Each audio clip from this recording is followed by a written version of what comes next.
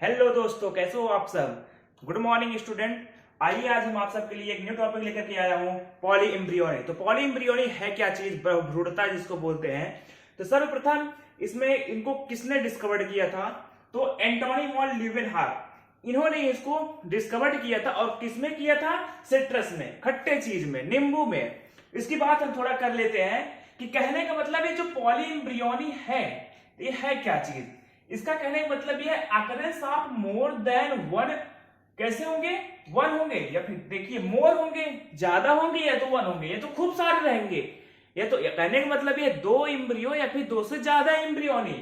तो कैसे, embryo in seed, इस सीड में पाए जाते हैं। इट इज नोन एज, क्या कहलाते हैं, पॉली एम्ब्रियोनी। कहने का मतलब ऐसा होता है कि एक ऐसी स्थिति जिसमें एक निषेचन अंडे से, कहने का मतलब एक निषेचन अंडे से दो या दो से अधिक एम्ब्रियो यानी कि भ्रूण का निर्माण हो, यानी कि फॉर्मेशन हो। इस प्रक्रिया को क्या बोलते हैं, पॉली एम्ब्रियोनी। इसको बोलते हैं पॉली एम्ब्रियोनी। अब देखिए यहाँ पे, it consist of the following two types. कैसे, कितने टाइप्स के होते हैं, टू टाइप्स के। पहला होता है ट्रू पॉली एम्ब्रियोनी। पहला क्या होता है, true polyembryony. And second क्या होते हैं, फॉल्स पॉली एम्ब्रियोनी। क्या होते हैं, true polyembryony and false. तो आइए हम बात कर लेते हैं सबसे पहले ट्रू की। ट्रू यानी कि सत्य क्या होते हैं और असत्य क्या होते हैं। यानी कि सत्य पॉली एम्ब्रियोनी कौन से होते हैं, बहुभ्रूणता, और असत्य बहुभ्रूणता क्या है। इसकी हम बात कर लेते हैं कि occurrence of more than one embryo, यानी कि इसमें ये बताता है कि इसमें भी सेम प्रक्रिया, एक एम्ब्रियो एक भ्रूण या फिर एक से ज्यादा भ्रूण is the embryo sac, it is known as, क्या कहलाते हैं, सत्य पॉली एम्ब्रियोनी, यानी कि ट्रू पॉली एम्ब्रियोनी। कहने का मतलब ये बताता है कि इसमें, इसकी हिंदी जैसे कि सत्य हो गया और असत्य। कहने का मतलब ये बताता है कि बहुभ्रूणता में दो या दो से अधिक बीजाणुओं, दो या दो से अधिक बीजाणुओं का संलयन ही एक क्या कहलाता है, ट्रू पॉली एम्ब्रियोनी। वो क्या है, ट्रू पॉली एम्ब्रियोनी। और ये भी it is consist of the following types. ये कितने टाइप्स के होते हैं, 3 टाइप्स के होते हैं, ठीक है। तो पहले की अगर हम बात करते हैं तो वो होते हैं क्लीवेज पॉली एम्ब्रियोनी। तो बात करते हैं cleavage poly embryony. Cleavage poly embryony की हिंदी क्या होती है कि विदलन बहुभ्रूणता। इसमें क्या है कि the polyembryony which takes place due to the cleavage of the zygote, it is known as the cleavage, यानी कि क्लीवेज पॉली एम्ब्रियोनी। कहने का मतलब यह बताता है कि किसी युग्मनज के विदलन के कारण होने वाले बहुभ्रूणता को ही विदलन कहते हैं। कहने का मतलब क्लीवेज पॉली एम्ब्रियोनी कहते हैं। इसका एग्जांपल क्या होते हैं, पाइनस। इसका एग्जांपल क्या है, क्लीवेज का, पाइनस है। सेकंड चीज की अगर हम बात कर लेते हैं, सेकंड स्टेप की, तो एडवेंटेटिव पॉली एम्ब्रियोनी।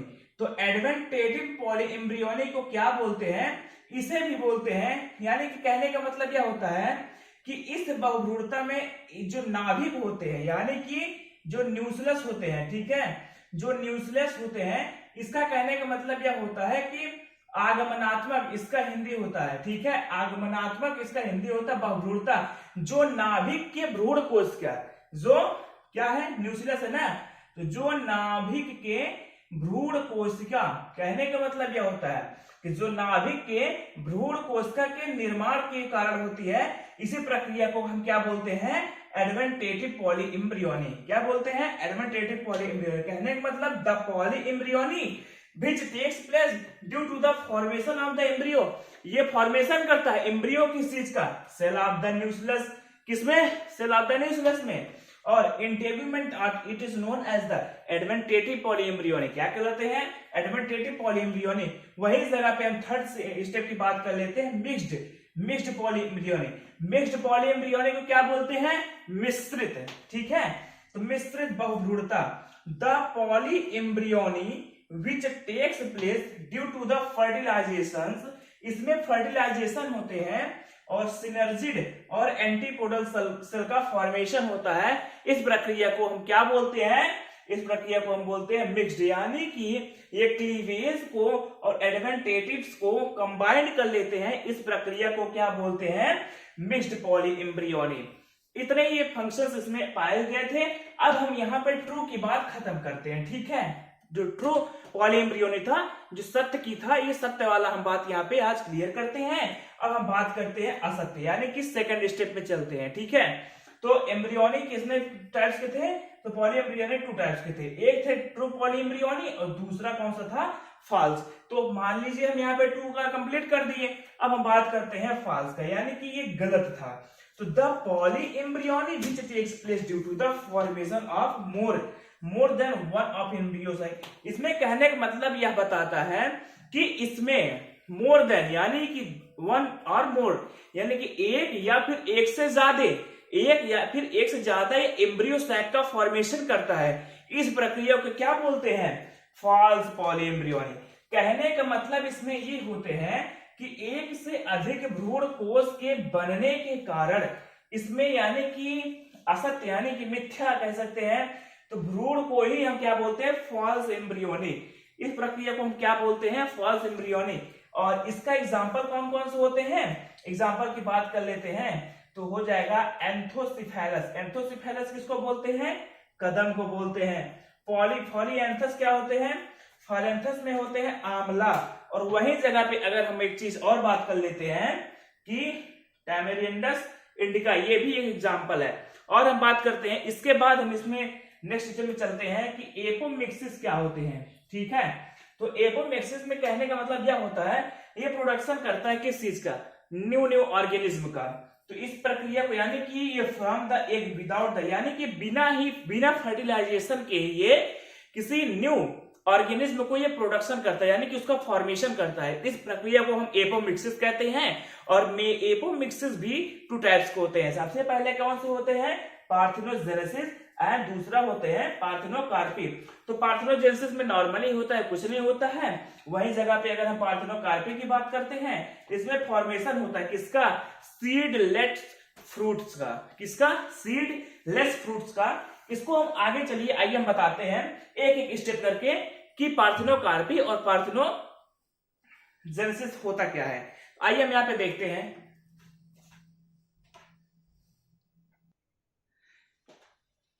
अब हम यहाँ पे बात करते हैं पार्थेनोजेनेसिस की। तो पार्थेनोजेनेसिस क्या है?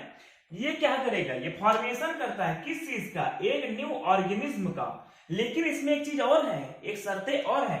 लेकिन ये बिना फर्टिलाइजेशन, ये फर्टिलाइजेशन करेगा ही नहीं, लेकिन फॉर्मेशन कर देगा किसका? न्यू ऑर्गेनिज्म का। इसीलिए इसको क्या बोला जाता है? पार्थेनोजेनेसिस, ठीक है।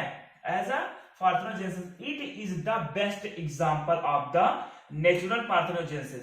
इसका एग्जांपल कौन सा होता है?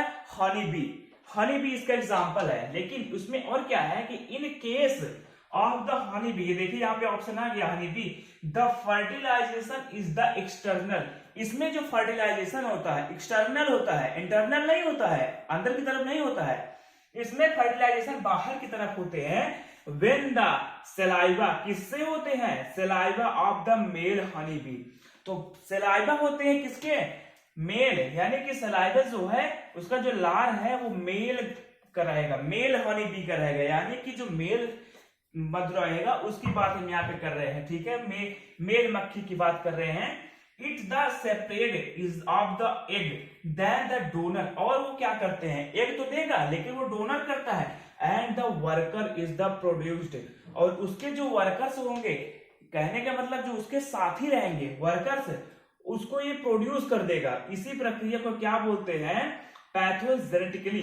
क्या बोलते हैं इस प्रक्रिया को? पैथोजेनेटिकली। तो अब हम बात करते हैं नंबर 2 की, जिसको हम बोलते हैं पार्थेनोकार्पी। तो पार्थेनोकार्पी का क्या मतलब होता है? ये करता है फ्रूट का फॉर्मेशन। किसका करता है? फॉर्मेशन ऑफ फ्रूट, यानी कि ये फ्रूट का फॉर्मेशन करता है। लेकिन इसमें भी एक चीज है, ये बिना फर्टिलाइजेशन के ही ये फ्रूट का फॉर्मेशन कर देगा। इसीलिए इसको क्या बोलते हैं? पार्थेनोकार्पी।